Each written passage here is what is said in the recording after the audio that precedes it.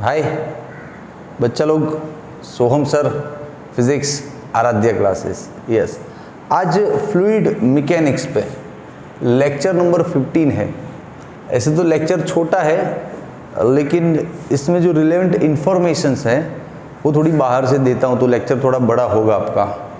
और कुछ necessary definitions हैं जो इस टॉपिक में आपको लिखना नहीं है स्कूल एग्जाम्स में, लेकिन समझना है, अभी वो काम आएगा आगे। ठीक है, तो हम सरफेस टेंशन को डिस्कस करें उससे पहले कुछ नेसेसरी डेफिनेशंस है 2-3 जो हमको पता होनी चाहिए। जैसे very first definition, molecular forces, molecules एक दूसरे को अट्रैक्ट करते हैं ना। हाँ, तो मॉलिक्यूलर फोर्सेस क्या क्या है उन पे बात है। पेन लीक कर रहा है भाई। मॉलिक्यूलर फोर्सेस क्या क्या है उन पे बात करते हैं। चलो देखो, मॉलिक्यूलर फोर्सेस में 2 टाइप का फोर्स होता है। एक तो सेम मटेरियल का मॉलिक्यूल्स है, जैसे पानी है, पानी के अंदर पानी का ही मॉलिक्यूल्स एक दूसरे को अट्रैक्ट करके रखता है, तो पानी ग्लास में पड़ा रहता है। और मान लो अट्रैक्शन नहीं हो तो गैस की तरह उड़ जाएगा ना, लेकिन पानी उड़ता नहीं है, मतलब उसका मॉलिक्यूल्स एक दूसरे को पकड़ के रखता है। That attraction between the molecules of same material, पानी का ही दोनों मॉलिक्यूल्स है, हाँ, इज कॉल्ड कोहेसिव फोर्स। क्या बोलते हैं उसको? Cohesive force. तो फर्स्ट डेफिनेशन हो गया अपना कोहेसिव फोर्स को लेके। क्या है? Attraction between the molecules of same material is called cohesive force. Done. दूजा देखो, इसका एग्जाम्पल दे दूं। एग्जाम्पल, वाटर प्लस वाटर का मॉलिक्यूल, वाटर एंड वाटर का मॉलिक्यूल एक दूसरे को पकड़ के रखता है। यस। दूजा एग्जाम्पल है एडहेसिव, दूजा है फोर्स एडहेसिव फोर्स। ये क्या है भाई?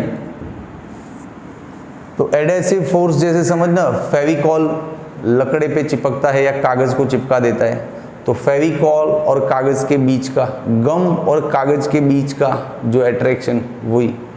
या फिर इंक कागज पे लिखता है तो इंक का मॉलिक्यूल्स कागज के मॉलिक्यूल्स पे चिपक जाता है, अट्रैक्ट करके रखता है ना। ये सारा एडहेसिव फोर्स है। डिफरेंट मटेरियल का 2 मॉलिक्यूल्स एक दूसरे को अट्रैक्ट करता है, जैसे इंक का मॉलिक्यूल और पेपर का मॉलिक्यूल दोनों एक दूसरे को अट्रैक्ट करता है, इसलिए लिख सकते हैं हम। समझा? हाँ, तो एडहेसिव फोर्स में क्या है? अट्रैक्शन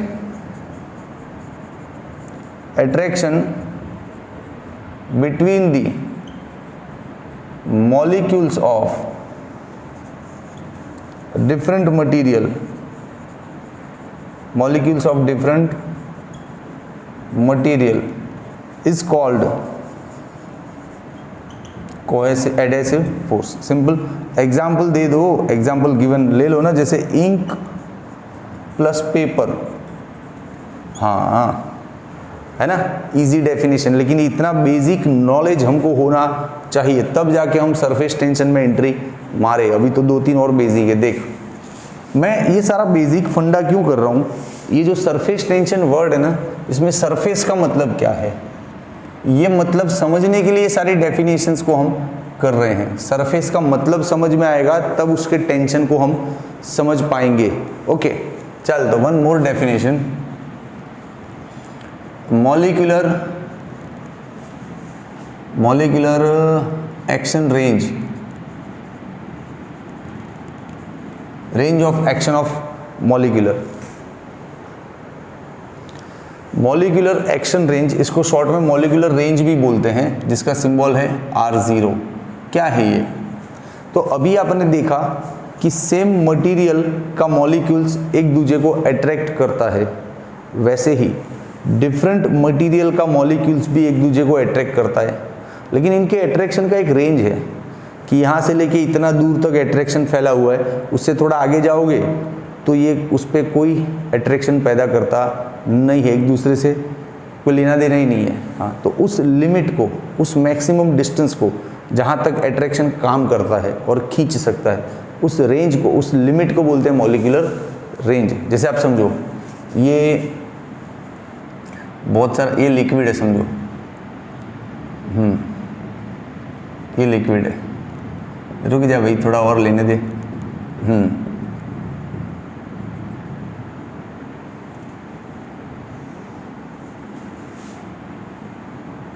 ये एक बीकर है ग्लास का, उसमें अपन ने पानी डाल दिया सपोज, ठीक है।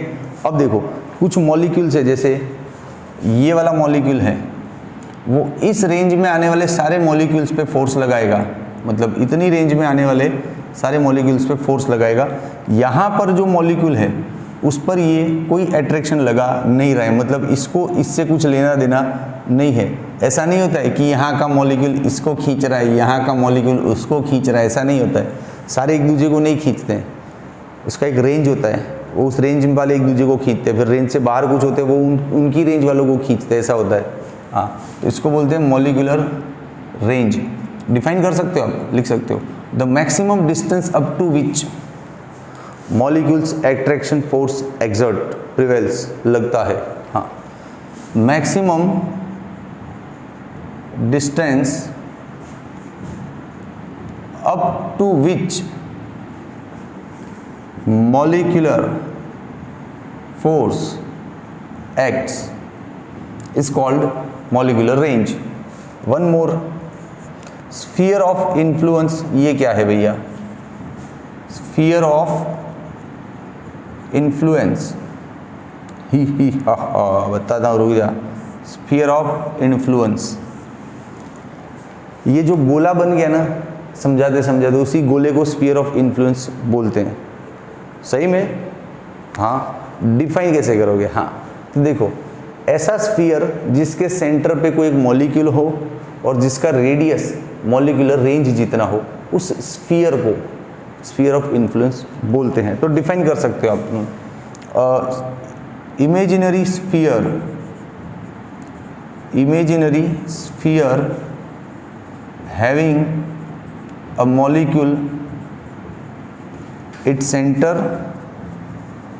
and of r radius is called, imaginary है ना, लिक्विड के अंदर ऐसा गोला थोड़ी बना होता है, वो तुम अपनी कन्वीनियंस के लिए ड्राइंग कर रहे हैं कि इतने गोले तक ये रेंज है, ये वाला मॉलिक्यूल है ना, इतनी रेंज के मॉलिक्यूल के साथ अट्रैक्शन कर रहा है, उससे आगे नहीं।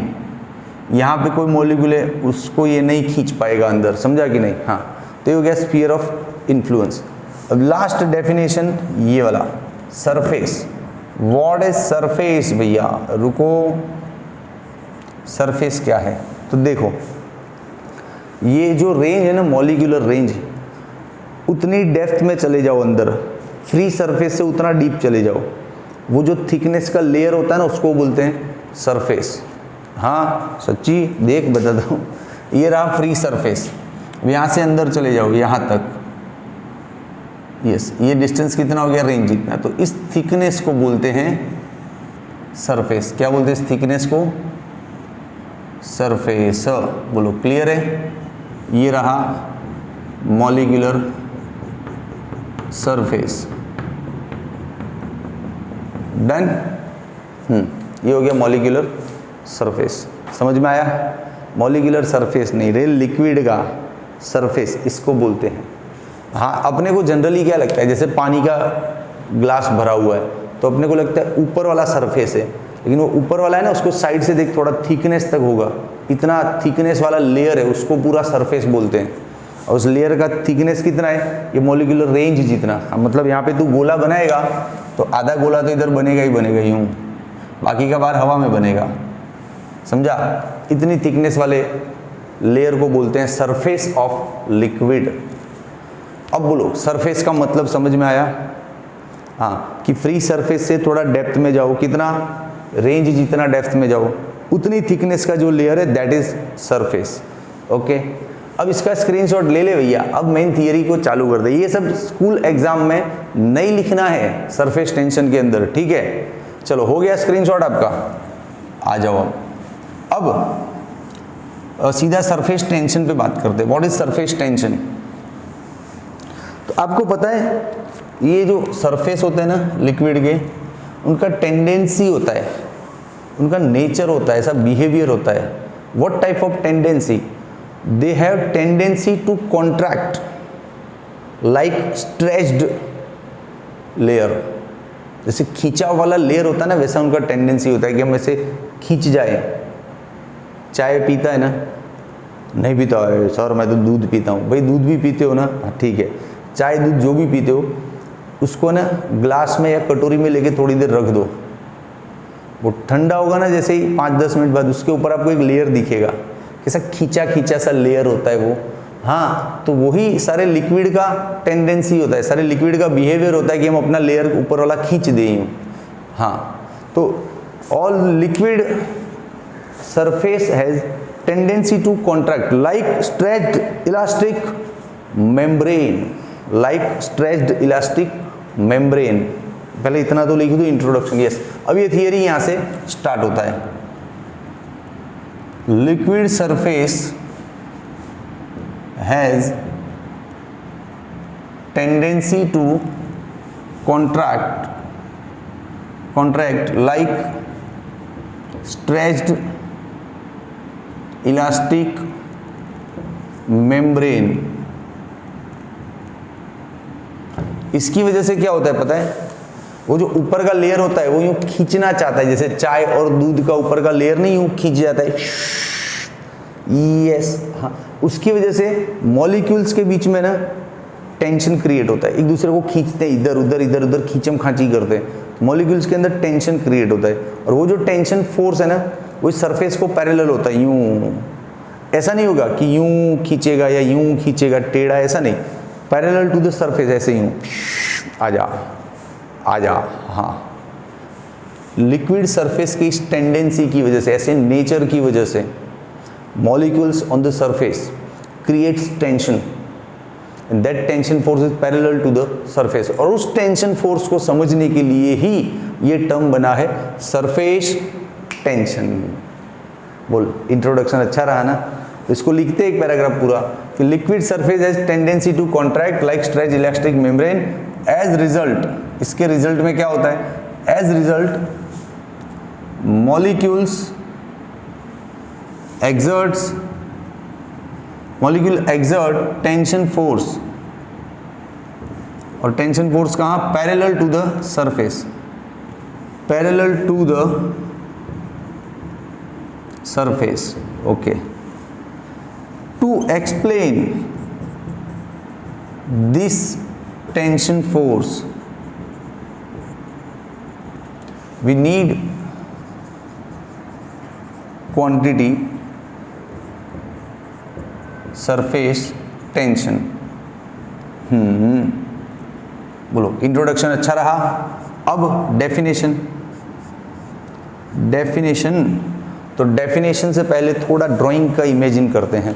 हम ये सरफेस को, भाई ज़्यादा फास्ट नहीं जा रहा है ना, हाँ, लेकिन टू द पॉइंट बात कर रहा हूँ, इधर उधर की बातें नहीं कर रहे, अपन पढ़ाई से रिलेटेड ही बात कर रहे हैं, ठीक है। ये जो सरफेस को आप साइड में से देखते हो ऐसा दिखता होगा, अरे होता बहुत पतला है, इमेजिन है कि भाई इतना थिकनेस क्यों दिखाया था कि आपको समझ में आए, लेकिन होता बहुत पतला है। रियलिटी में तू ग्लास में पानी ले और पानी को साइड में से यूँ देख तो वो इतना थिकनेस वाला लेयर दिखता नहीं, वो होता है अंदर लेकिन बहुत पतला होता है। हाँ, उस लेयर को साइड में से देख रहा है, ऊपर से देख, ग्लास का टॉप व्यू ले, ऊपर से पानी का तुझे एक ही सरफेस दिखाई देगा, नीचे का पानी से कोई मतलब ही नहीं, सिर्फ ऊपर ही सरफेस दिखता है। उस सरफेस को ऊपर से देखते हैं, तो मान लो ऊपर से ऐसा दिखता है, समझो ये रहा, ऐसा दिखा, तो उस ऊपर वाले सरफेस पे ना एक इमेजिनरी लाइन ड्रॉ करियो, ऐसा इमेजिनरी लाइन ड्रॉ करते, चलो ये रहा इमेजिनरी लाइन। तो इस लाइन के एक तरफ का मॉलिक्यूल दूसरी साइड के मॉलिक्यूल्स को अट्रैक्ट करता है, ये हम जानते हैं।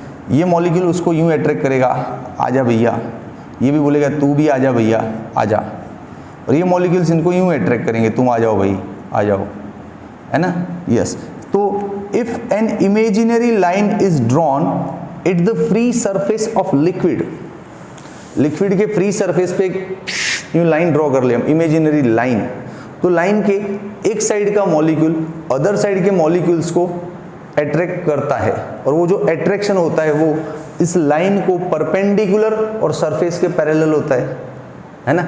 ये डेफिनेशन है। तो लिखेंगे, बढ़िया। चलो क्या लिखेंगे, आ जाओ, यहीं से स्टार्ट करते हैं। डेफिनेशन, डेफिनेशन, चलो क्या होगा definition? If an imaginary line is drawn at the free surface of liquid,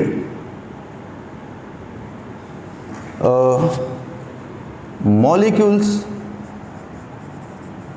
of one side of line exert force on the other side of line, force exert on the molecules of other side of line. This force is perpendicular to the line. Camera man ये cover हो रहा है ना नीचे का, थोड़ा camera adjust करना। This force is perpendicular to the line and parallel to the surface, this force is called surface tension. बोलो आया मजेदार डेफिनेशन? भाई लैंग्वेज थोड़ा इधर उधर हो सकता है देसी, आप अपना लैंग्वेज लिखो, बात का मतलब सही निकलना चाहिए कि इमेजिनरी लाइन है, इसके एक साइड का मॉलिक्यूल दूसरे साइड के मॉलिक्यूल को अट्रैक्ट कर रहा है और वो अट्रैक्शन इस लाइन के परपेंडिकुलर है, देखो एग्जैक्टली ऐसे, और सरफेस को पैरेलल है, सिंपल। इसको हम टेंशन फोर्स बोलते हैं, है ना। चलो अब थोड़ा आगे बढ़ते हैं थियरी में। सरफेस टेंशन का डेफिनेशन तो बन गया मस्त, अब फार्मूला बनाते हैं, फिर यूनिट ले लेंगे, फिर एमएलटी ले लेंगे और थोड़ा आगे बढ़ेंगे, फिर इसका डिपेंडेंसी बता देंगे, टेंशन सरफेस किस पे डिपेंड करता है। चलो पहले फार्मूला लेते हैं। फार्मूला क्या बनेगा इसका, बनाओ भैया। ये है क्या? एन इमेजिनरी लाइन, उसकी पर यूनिट लेंथ पे फोर्स लगता है।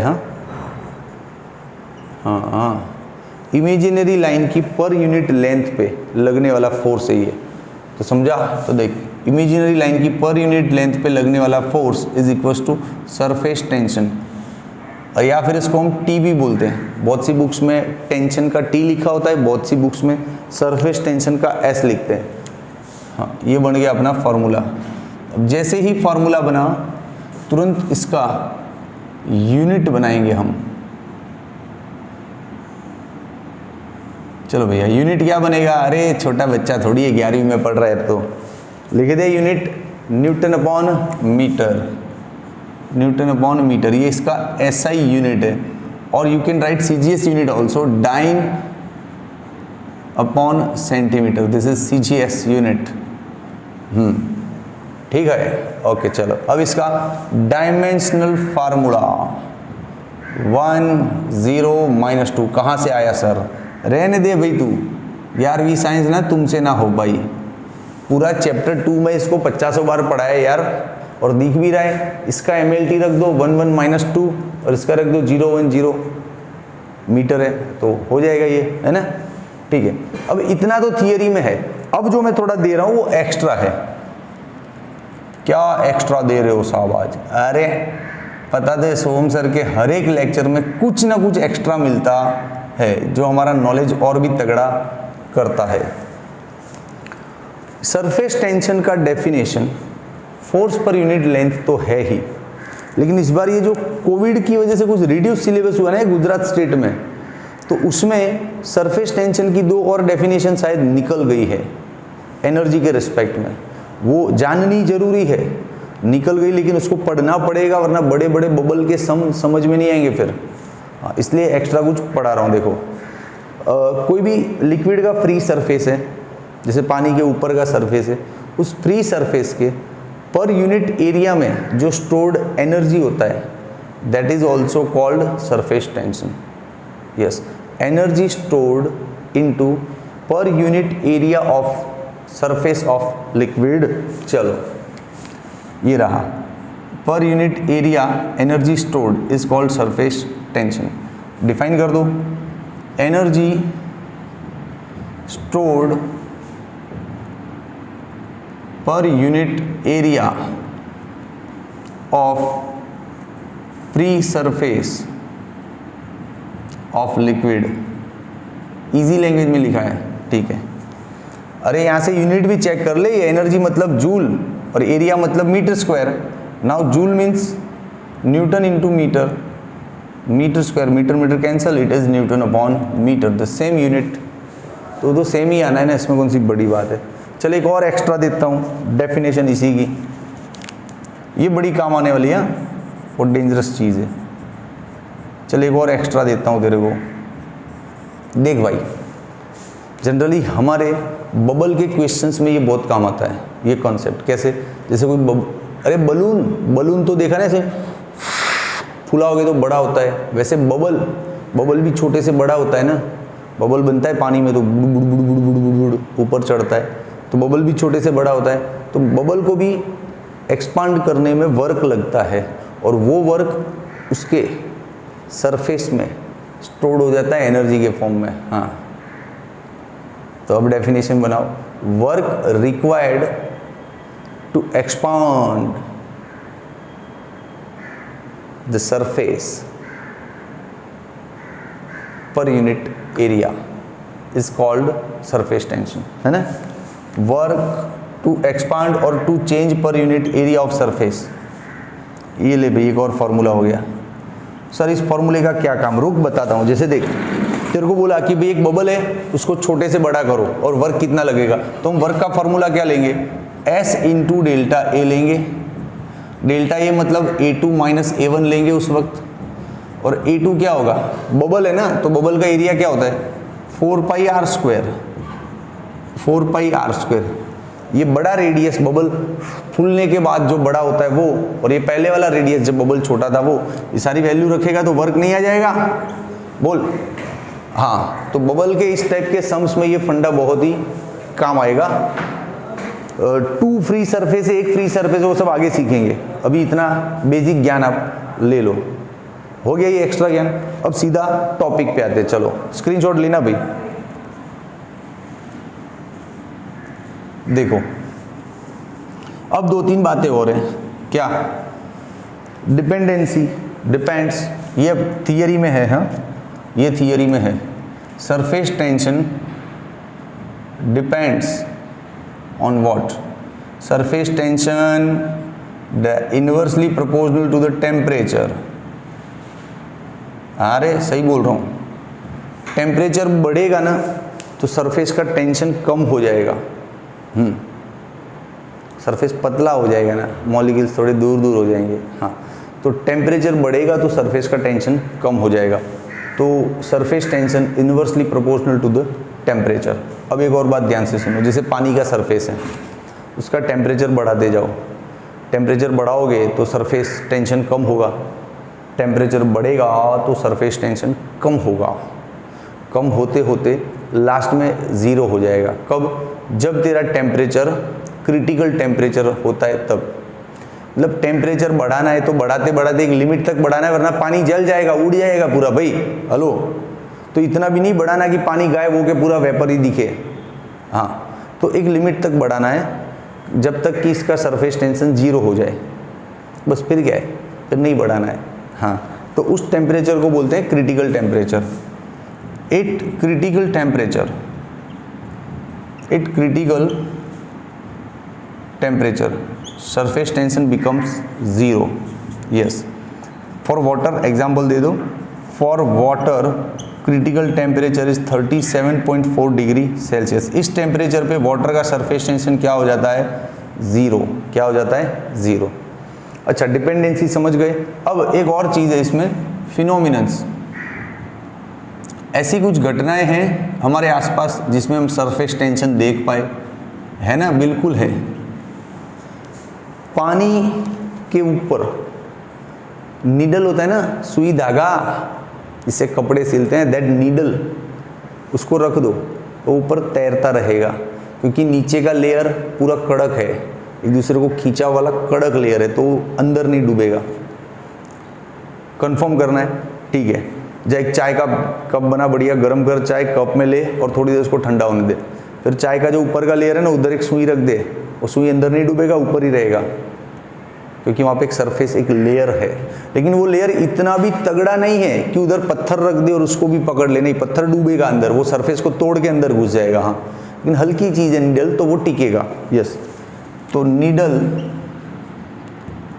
फ्लोट्स ऑन वाटर सरफेस, ये एक हो गया ना फिनोमिनन। फिर एक और फिनोमिनन, जैसे छोटे छोटे मच्छर होते वो भी पानी पे तैरते हैं ना, तो insects also floats on liquid surface. से तो 2-4 और एग्जाम्पल है बस। तो देखो बच्चा लोग, स्कूल एग्जाम ओरिएंटेड इतना आपको लिखना है, इसके अलावा जो पहले लिखा था, यहाँ पे लिखा था, वो सब एक्स्ट्रा था, वो मैंने मिटा दिया। स्कूल एग्जाम रिलेटेड पूरा ये थियरी है। रुको, आप इसका स्क्रीनशॉट ले लो, चलो 1, 2 एंड 3। मजा आया है ना, हल्का फुल्का इन्फॉर्मेशन गजब का, आगे के समझ में बहुत काम आएगा। अच्छा, वीडियो अच्छा लगा सही में तो लाइक कर, शेयर करो, सब्सक्राइब करो एंड कमेंट करो। Okay, bye.